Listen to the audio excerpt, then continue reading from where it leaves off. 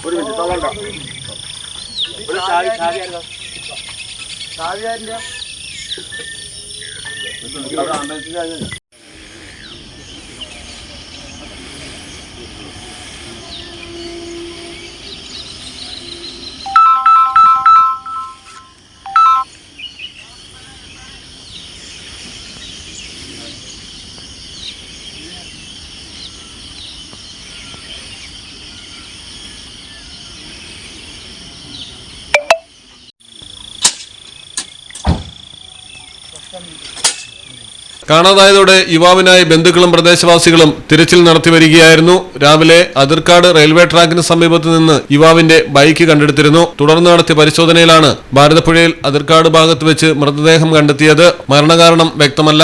Malayalam television, Palakkad.